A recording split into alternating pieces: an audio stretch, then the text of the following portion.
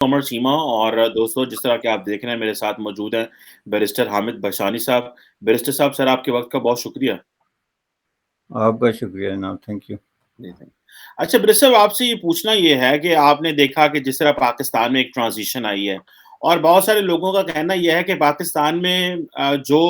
وہ قانون کی حکمرانی اس طرح ہے نہیں ہے جس طرح ہونی چاہیے۔ مثال کے طور پہ اگر دیکھا جائے تو پچھلے جو 10 سالوں میں دیکھا جائے 9 سالوں میں دیکھا جائے تو پاکستان کے اندر 4 وزرائے اعظم 4 پرائم منسٹر بدلے ہیں،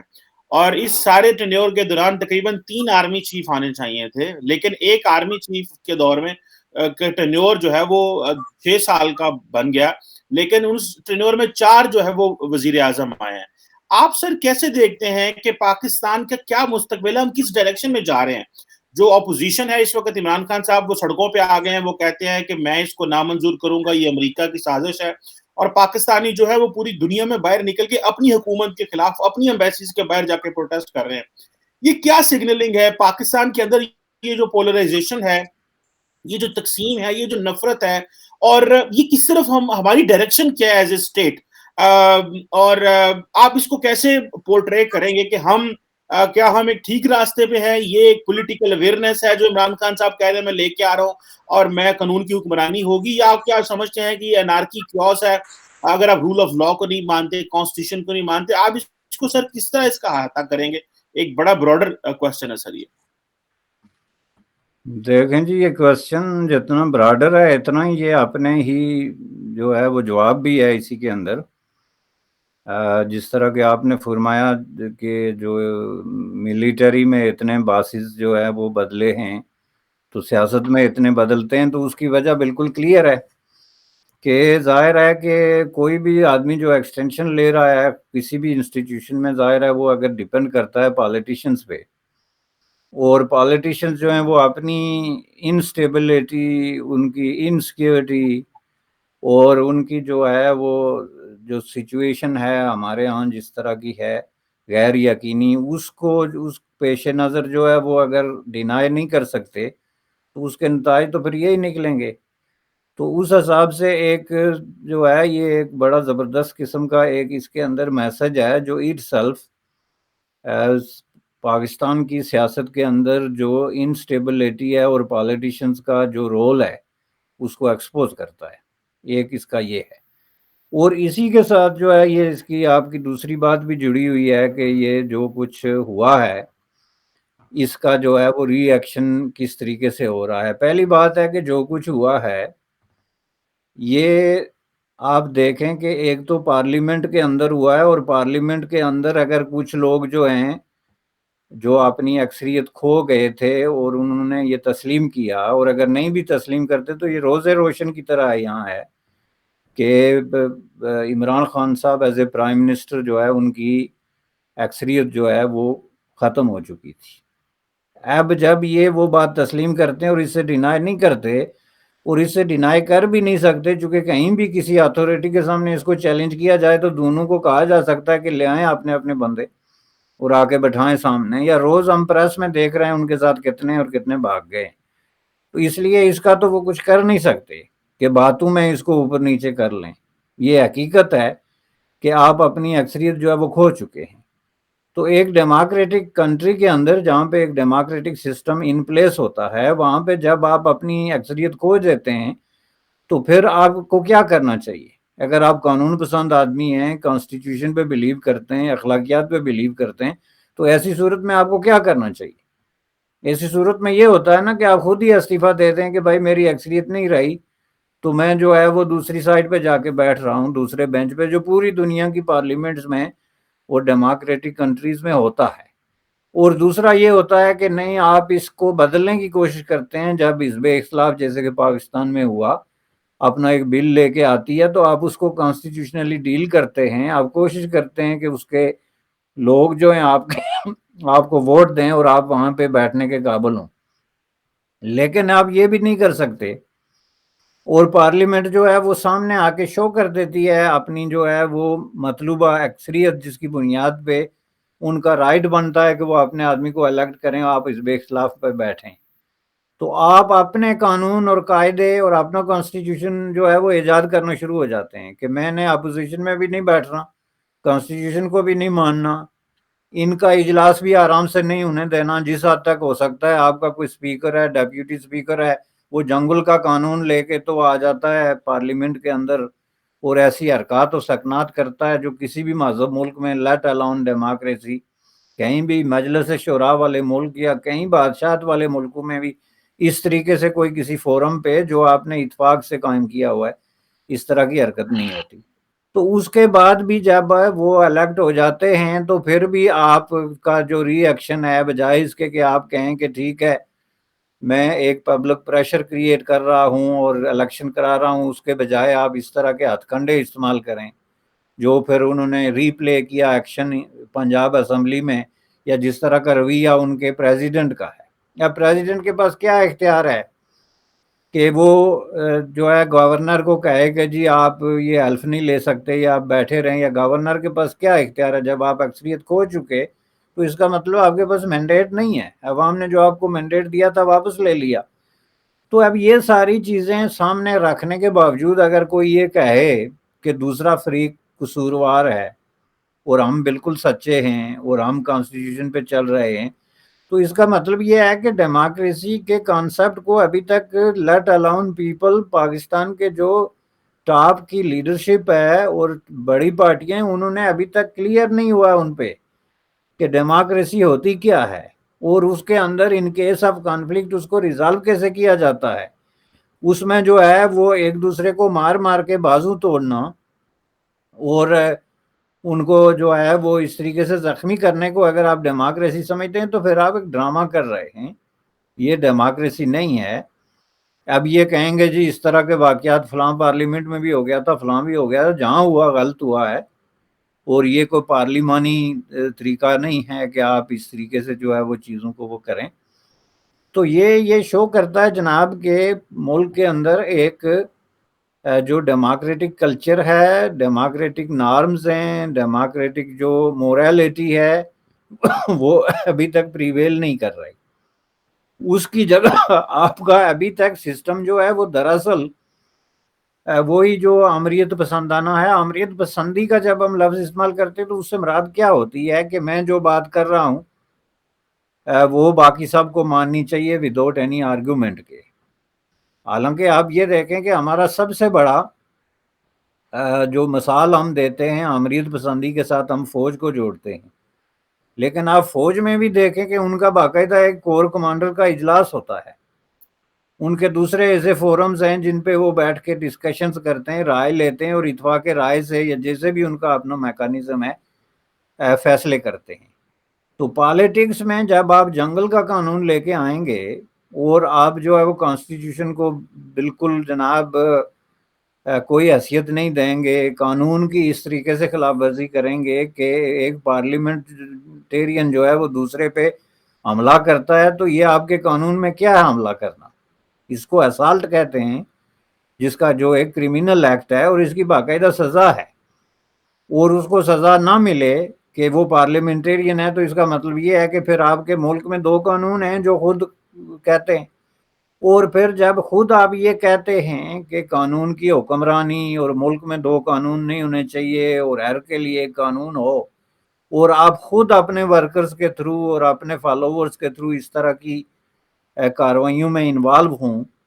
کہ جہاں پہ جو ہے وہ بڑا بڑا کرمینل ایکٹ جو ہے اس کو بھی آپ کوئی امپارٹنس نہ دیں کہ یہ کوئی بڑی بات نہیں ہے جی، ایک آدمی نے دوسرے کا بازو توڑ دیا یا ٹانگ توڑ دی لیکن اس کو وہ کرمینل ایکٹ نہیں ہے چونکہ وہ پارلیمنٹیرین ہے۔ اس طرح کی تو کوئی امپیونٹی کسی پارلیمنٹ کو حاصل نہیں ہے۔ اس سے مراد ہوتی ہے لیجسلیٹنگ کے دوران آپ کے جو ایکٹ ہیں ان کو کسی طرح کی آپ کو تحفظ حاصل ہوتا ہے قانونی طور پہ، لیکن جب آپ ایک ایکٹ آف کرمینل ایکٹ میں آ جائیں پارلیمنٹ کے اندر تو پھر آپ کو کوئی تحفظ حاصل نہیں ہوتا ایز اے پارلیمنٹری۔ یہ ایسا ہی ہے جیسے کہ پریزیڈنٹ کو یا پرائم منسٹر کو ڈیورنگ اپنی ایکٹیویٹیز کو یا ایون ڈپلومیٹک حلقوں کو ایک طرح کی جو ہے وہ تحفظ حاصل ہوتا ہے، لیکن کوئی آدمی چوری کرتے ہوئے پکڑا جائے، قتل کیس میں آ جائے، اس طرح کے کرمینل ایکٹ میں، اور کہے کہ نہیں جی میں تو جو ہے وہ پرائم منسٹر ہوں یا پریزیڈنٹ ہوں، مجھے کچھ نہیں ہو سکتا. ایگزیکٹلی یہ چیز جو ہے وہ پاکستان میں ہو رہی ہے، جو یہ ثابت کر رہی ہے کہ پاکستان کا جو سسٹم ہے اس وقت اس کے اندر رول آف لا کا اور ڈیموکریٹک کلچر کی جو ہے وہ بالکل کوئی عمل دخل ہے ہی نہیں. ابھی تک وہاں جس کی لاٹھی اس کی بھینس کا قانون ہے، اور ابھی تک بھی یہ جو ڈیموکریسی کے نام پہ مختلف ٹرائبز انہوں نے کھڑے کیے ہوئے ہیں، پولیٹیکل پارٹیز کے نام پہ جو ہے ٹرائبز کھڑے کیے ہوئے ہیں، اور اس کی بنیاد پہ دھونس دھاندلی اور اس طرح کے ہتھ کنڈوں کے ذریعے لوگوں کو جو ہے وہ اپنے ساتھ ملا کے تو حکومتیں ہو رہی ہیں. تو اس ٹرینڈ کو چینج کرنا پڑے گا، اور یہ ٹرینڈ تبھی چینج ہوتا ہے کہ یہ جو کچھ ہوا ہے ابھی نیشنل اسمبلی میں اور اس کے بعد پنجاب اسمبلی میں، اس کا باقاعدہ جو ہے وہ پروسیس کمپلیٹ کیا جائے. جو لوگ ذمہ دار ہیں ان کو سزا دی جائے، جو لوگ ذمہ دار ہیں ان کو باقاعدہ ایکسپوز کیا جائے کہ ایک آدمی ایز اے اسپیکر کوئی ایسی غیر قانونی حرکت کر رہا تھا تو اس کو اگر سزا نہیں ہو رہی تو اس کا مطلب یہ ہے کہ آپ فیوچر میں بھی کسی طرح کی بہتری کے کوئی جو ہے نا وہ امید نہیں رکھ سکتے. بالکل صحیح کہہ رہے ہیں آپ سر. یہ جو ایک چیز ہے نا کہ ایک پاکستان کے اندر وہ رول آف لا کی کمی تو ہے، اس میں تو کوئی شک نہیں ہے، اور بڑا ہم نے 75 سال سے ایک مذاق سا وہ جو ہے وہ ہو رہا ہے. ہم دیکھ رہے ہیں کہ وہاں بھارت کے اندر جو بھارت کے پرائم منسٹر ہیں وہ تیسرا چوتھا وہ آرمی چیف بھی اپوائنٹ کر رہے ہیں، وہ اپنا نیا جو سی ڈی ایس ہیں ان کو بھی اپوائنٹ کر رہے ہیں بڑے طریقے سے. سر یہ کسی سے اگر ایک کمپیریزن کر لیں آپ کی، کیونکہ آپ بڑے اچھے سے انڈیا اور پاکستان کو بھی دیکھتے ہیں، وہ ایسے کیا عوامل ہیں جس نے انڈیا میں ڈیموکریسی جو ہے اس کو وہ جسے آپ کہہ لیں کہ وہ ڈیپ روٹڈ میں چلی گئی؟ کیا وہ ملک اتنا بڑا تھا وہاں پہ اس کے سیکولرزم کے بغیر گزارا نہیں تھا، وہاں ڈی کنسنٹریشن آف پاور کے بغیر گزارا نہیں تھا، اور کیا ہم ملک چھوٹا تھے، کیا وہاں کی جو تھی وہ پولیٹیکل پارٹیز مضبوط تھیں، یا وہاں کانسٹیٹیوشن مضبوط تھا، یا وہاں الیکشن جلدی ہو گئے؟ آپ کو کیا لگتا ہے ایسا کیا تھا بھارت کے اندر کہ وہاں پہ اسٹیبلٹی ہے، ڈیموکریسی ہے؟ میں دیکھ رہا تھا ابھی آئی ایم ایف جو ہے وہ فیوچر کو فورکاسٹ کر رہا ہے کہ انڈیا کے اندر جو ان کی گروتھ ریٹ ہے وہ 8.2% جو ہے وہ 2023 میں ہے. اتنی بڑی ملک کو لے کے اتنے اکانومک اتنی گروتھ ریٹ پہ چلانا وہ کیا ہے جو آپ سمجھتے ہیں کہ انڈیا میں تو چیزیں آن ٹریک ہیں لیکن ہمارے پاس آن ٹریک نہیں رہی؟ اگر آپ اس پہ بھی ہمیں تھوڑا سا گائیڈ کر سکیں. نہیں، اس میں ایک چیز تو کلیئر ہے جناب کہ انڈیا اور پاکستان میں بنیادی فرق جو آیا ہے خصوصاً ڈیموکریٹک پروسیس میں، اس کی وجہ جو ہے وہ پاکستان میں مارشل لاز ہیں. مارشل لاز کی وجہ سے جو ڈیموکریٹک پروسیس ہے اس کو انٹرپٹ کیا گیا اور ڈسکنٹینیو کیا گیا. اور جہاں پہ آپ کی جو ٹوٹل ایج ہے اس میں سے نصف سے زائد عرصے تک آپ یہ درس دیتے رہیں ملک کے اندر کہ جناب یہ پالیٹیشین جو ہیں یہ بیکار لوگ ہیں، یہ بددیانت لوگ ہیں، ان کے اندر صلاحیت ہی نہیں ہے، اور جو ہے وہ اس ملک کو اسی طریقے سے چلایا جا رہا ہے جس طرح ہم چلا رہے ہیں، تو پھر ظاہر ہے اس کا فال آؤٹ تو ڈیفینیٹلی یہ ہوگا. لیکن ایسا ہوا کیوں، یہ نوبت کیوں آئی کہ وہاں پہ جو ملیٹری ڈکٹیٹرز ہیں وہ اتنے آرام سے آ کے بیٹھتے رہے اور 10 سال تک پوری سٹیبل قسم کی حکومتیں چلاتے رہے، جبکہ سویلین آتے ہی 6 مہینے بعد ڈی سٹیبلائز ہو جاتے ہیں اور معاملات خراب ہو جاتے ہیں. تو اس کے جو وجوہات ہیں ان کو دیکھنے کی ضرورت ہے، جس کو اگر آپ انڈیا سے کمپیئر کریں تو پہلی بات یہ ہے کہ انڈیا میں جو پولیٹیکل پارٹیز کا مضبوط ہونے کا جو آپ نے بات کی، یہ سب سے بڑی بات ہے کہ آپ دیکھیں کہ جو اوریجنلی جو اوریجنل پارٹیز تھی، مثلا انڈیا میں جو ہے وہ کانگریس، تو کانگریس کی آپ جو پولیٹیکل اٹھان ہے وہ 100 سال پیچھے سے جا کے دیکھیں، صرف حکومت کرنے کی نہیں کہ اس کی حکومت کے آنے کے بعد پنڈت نہرو کی قیادت میں کانگریس نے کیا کیا، بلکہ آپ پوری جو سٹرگل ہے آزادی کے لیے اس میں کانگریس کے اندر ایک ڈیموکریٹک کانسیپٹ تھا، اس کے اندر جو ہے وہ کمیٹیز تھی، سینٹرل کمیٹی تھی، اس کی لیڈرشپ باڈیز تھی، اس کا لیڈر کیسے جو ہے وہ ہونا چاہیے، یہ ساری چیزیں جو ہیں یہ ایک پروسیس کا حصہ ہوتی ہیں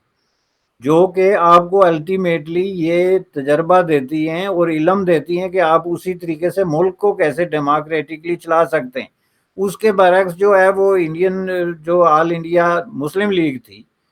اس میں پہلے دن سے ہی ڈیموکریٹک پروسیس کا کوئی تصور نہیں تھا. یہ نوابوں، جاگیرداروں اور اس طرح کے جو ہے لوگوں کی پارٹی تھی، جس کے اندر یہ کوئی تصور نہیں تھا کہ الیکشن کے ذریعے جو ہے وہ لوگوں کو کس طریقے سے الیکٹ کیا جاتا ہے. اور کانگریس کے اور مسلم لیگ کے اندر جو ہے وہ جو اس طرح کی باڈیز تھی بھی، وہ لوگوں کو مختلف طریقوں سے نامینیٹ کر کے ہی تو، نامزد کر کے ہی تو جو ہے وہ لیڈر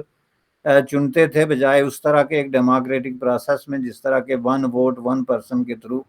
ایک لیڈرشپ ایمرج ہوتی ہے. پہلی چیز یہ تھی. تو اس کے بعد پاکستان بننے کے بعد اس کی سچویشن پہلے سے بھی کہیں زیادہ جو ہے وہ خراب ہو گئی، چونکہ اس وقت جو ہے قائد اعظم محمد علی جناح کی ڈیتھ کے بعد پہلی چیز جو ہے کہ لیڈرشپ کرائسس، چونکہ ان کے پاس اس کیلیبر کا کوئی لیڈر رہا ہی نہیں جو کہ کسی ڈیموکریٹک پارٹی کو جو ہے وہ اس طریقے سے چلا سکے. یہ بنیادی طور پہ بیوروکریسی کے ساتھ مل کے سول اور ملٹری تو انہوں نے حکومت کرنے کی کوشش کی ایک سازشوں کے ذریعے اور اس طریقے سے. تو یہ ایک بہت بڑا گیپ آ گیا پاکستان کے پولیٹیکل پروسیس کے اندر، جس میں کہ پولیٹیکل پارٹی ایک جس نے کہ بنیادی رول ادا کرنا تھا وہ پارٹی ہی نہیں رہی کسی بھی طریقے سے. اس کو پارٹی کے نام پارٹیشن کے بعد میں سمجھتا ہوں کہ بڑی زیادتی ہے، چونکہ یہ ایک طرح کا ایک کلب ٹائپ جو ہے وہ چیز بن گئی تھی. دوسرا یہ ہے کہ پاکستان میں جو آمرانہ قسم کے نظریات اور ڈکٹیٹرشپ کی وجہ سے ایک پارٹی تو یہ آپ نے کسی دوسری پارٹی کو بھی فنکشنل ہونے کی اجازت ہی نہیں دی. مثلا شروع میں دوسری پارٹی جو تھی مسلم لیگ کے مقابلے میں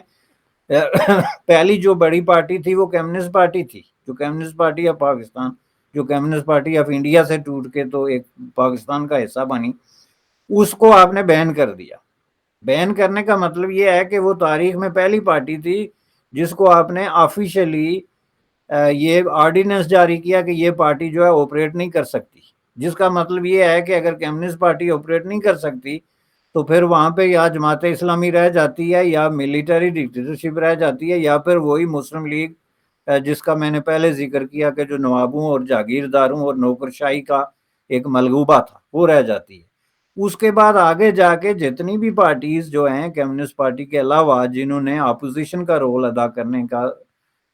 جو ہے وہ کوشش کی، جس میں عوامی نیشنل پارٹی ہے یا نیشنل عوامی پارٹی، اور اس کے جو لیڈر تھے جس طرح کے باچا خان ہو گیا، یا ان کے جو بلوچستان میں جو میری اور اس طرح کے لیڈر تھے، اس طرح جو سارا سندھ میں تھے جی ایم سید وغیرہ، ان کو آپ نے پہلی بات ہے نہ تو جیلوں سے نکلنے دیا، نہ ہی ان کو ڈیموکریٹکلی جو ہے وہ کام کرنے دیا. ان پہ غداری کے الزام لگا کے تو ان کو جناب سلاخوں کے پیچھے پھینک دیا. تو ہر دور میں پاکستان میں ایک ہی پارٹی آپریٹ کرتی رہی پریکٹیکلی، اور دوسری پارٹیز کو غدار قرار دے کے کسی نہ کسی طرح کی مقدمے بازی میں پھنسا کے ان کو یہ کر کے، اگر آپ وہ سارے بڑے بڑے کیسز جا کے دیکھیں، حیدرآباد سازش کیس دیکھیں، یا پھر جو ہے وہ مشرقی پاکستان کے حوالے سے شیخ مجیب الرحمان کے حوالے سے جو کیسز تھے وہ دیکھیں، یا خود پاکستان کے اندر جو ہے وہ نیب کو بین کرنا غدار قرار دے کے اور غیر ملکی ایجنٹ اور اس طرح کا.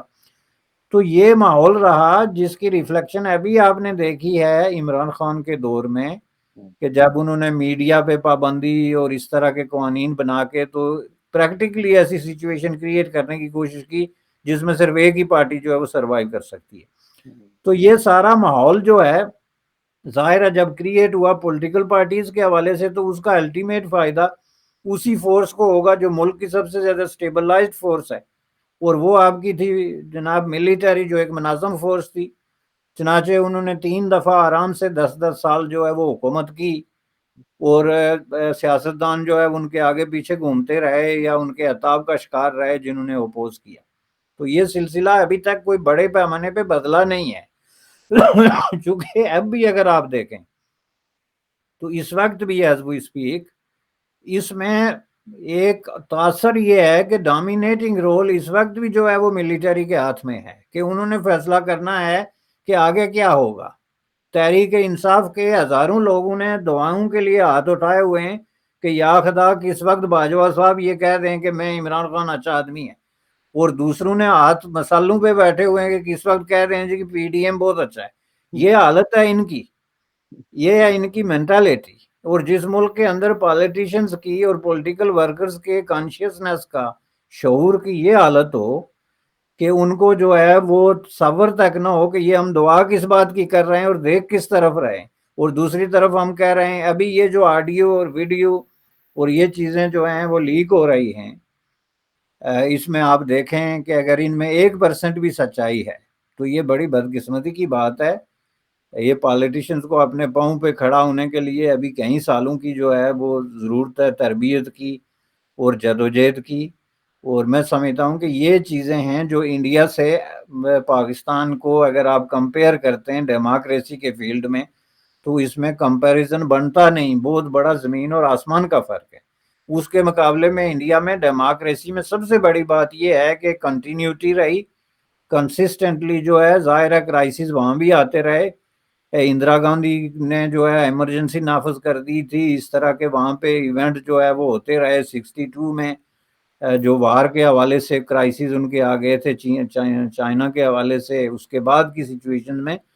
لیکن وہاں پہ کسی نے کبھی سوچا ہی نہیں کہ پالیٹیشنز جو ہے وہ گھر چلے جائیں گے اور وہاں پہ جو ہے وہ فوجی آمریت مسلط ہو سکتی ہے. یا اس کے بعد کسی نے یہ سوچا ہی نہیں ہے کہ ہم چلاتے رہیں گے پالیٹیشنز کے روپ میں، لیکن اصل میں دعائیں کرتے رہیں گے کہ جو آپ کا فوجی جنرل ہے وہ کس کے ساتھ ہے. تو اس طرح کا جو ماحول ہے وہاں نہیں ہے. وہاں لوگوں نے یہ طے کر لیا ہے کہ ہمارا ایک سسٹم اول اور آخر جو ہے وہ ڈیموکریسی ہے. جو بھی سچویشن ہوگی الیکشن کے ذریعے عوام جو ہے وہ طے کریں گے کہ کون نیکسٹ پرائم منسٹر ہے. اس میں کسی کی آپ کو آشیرواد یا خوشنودی جو ہے وہ مانگنے کی ضرورت نہیں. جو اس وقت پاکستان میں ٹاک آف دی ٹاؤن ہے، پوری گیم اس چیز پہ جو ہے وہ اٹکی ہوئی ہے کہ جناب آرمی چیف کس کے ساتھ. حالانکہ آرمی چیف کہتے ہیں کہ بھائی میں کسی کے ساتھ نہیں، خدا کے لیے میں نیوٹرل ہوں اور ہم آپ کے پاس نہیں آتے، آپ ہمارے پاس بار بار آتے ہیں. تو اس کے بعد بھی ان کو شرم نام کی کوئی چیز آتی نہیں، تو اس میں آدمی کیا کرے. بالکل برسو آپ نے صحیح کہا. یہ ہماری بے شرمی کی حد ہے کہ سیاسی جماعتوں کا جو دھیان ہے وہ جی ایچ کیو کی طرف ہے کہ ہمیں کوئی سپورٹ ملے، ہمیں کوئی راستہ ملے، ہمارے حق میں بولیں. اور عمران خان صاحب کے جو سپورٹر ہیں انہوں نے تو ریسنٹلی جو آرمی کے خلاف کمپین چلائی تو وہ تو پتہ چل گیا کہ وہ کتنا زیادہ ریلائی کرتے تھے فوج کے اوپر. اور آپ کو یاد ہوگا کہ وہ حامد میر نے بھی ایک آرٹیکل لکھا تھا، واشنگٹن پوسٹ میں لکھا تھا، انہوں نے پرانا 4 ماہ پرانا تھا. انہوں نے کہا اگر نئے آرمی جو D G I S I ہیں وہ نیوٹرل ہو گئے تو عمران خان کی گورنمنٹ فارغ ہو جائے گی. سو پوائنٹ یہ ہے کہ ساری کی ساری حکومت جو ہے وہ ریسنٹلی جو جنرل باجوہ نے برسب اگر آپ کی نظروں سے گزرا ہوگا کہ جنرل باجوہ نے ایکس جو اپنے ریٹائرڈ فوجیوں سے خطاب کیا ہے لاہور میں، تو وہاں پہ انہوں نے کہا کہ عمران خان صاحب ایروگینٹ تھے. عمران خان اپنے M N As M P S کو چھوڑ گئے تھے، یہ ان کو ملتے نہیں تھے. اور انہوں نے ہماری اپوائنٹمنٹس کے حوالے سے مسائل پیدا کیے. یہ سمجھتے تھے کہ جو یہ کر رہے ہیں یہ ایروگینس، انہوں نے نالائق بندے جو ہے وہ لگا کے رکھے. تو وہ کہہ رہے ہیں کہ یہ فال آؤٹ تو ہونا یہ نیچرل تھا، ہم بھی اس کو سروائیو جو ہے وہ ہم بھی ان کو مینٹین نہیں کر سکتے تھے. ہم نے تو بڑی مدد کی ان کی جو ہے ہر چیز میں، لیکن وہ بالکل ہی ہمارے اوپر ڈیپینڈ کر گئے، پھر ہمیں بھی آنکھیں دکھانے لگ پڑے. تو ظاہری بات ہے پھر ہر چیز کی میرا خیال ہے کہ حد ہوتی ہے. عمران خان صاحب کو فوج کی مدد لینے کی کوئی ضرورت نہیں ہے اگر عمران خان صاحب سیاسی رویوں پہ یقین رکھتے. عمران خان صاحب ایک ٹرو ڈیموکریٹک لیڈر ہوتے، وہ اپنے ممبر نیشنل اسمبلی پروونشل اسمبلی سے رابطے میں رہتے، لوگوں کے ساتھ انگیج کرتے، ایک اچھے پالیٹیشین ہوتے تو فوج کی ضرورت ہی نہیں پڑنی تھی. یہ تو ان کا طریقہ کار اس طرح کا ہے کہ وہ جو انہوں نے اڈاپٹ کیا انفارچونیٹلی، جس سے ہمیں بڑا نقصان ہوا ہے. Anyhow thank you very much barrister Hamid Bashani sahab sir for helping us to understand کہ ہماری سیاسی قیادت کا فیوچر کیا ہے اور ہم کیوں اس طرح جو ہے وہ ڈیموکریٹکلی گرو نہیں کر سکے جس طرح ہمارا ہمسایہ ملک بھارت ہے جو کہ تقریباً 1.5 ارب کی آبادی کے ساتھ 8.2% پہ گرو کرے گا، اور ہم 25 کروڑ کی آبادی کے ساتھ وہی 3-4% گھسا پٹا with borrowed growth اور with the financial loans from abroad کریں گے. یہ بڑے سخت سوال ہیں لیکن ان کے جواب بھی ہمیں ہی دینے ہیں اور ہمیں پتہ ہے کہ ان کی کیا جواب ہیں. لیکن انفارچونیٹلی ہم آنکھیں نہیں کھولنا چاہیے. جس طرح وہ کہتے ہیں نا کبوتر اکھاں بند کر لینا، اگر وہ کیا کر لیتا تو وہ اس طرح کی چیزیں ہیں. تھینک یو ویری مچ برسا، بہت شکریہ. تھینک یو جی، آپ کا شکریہ.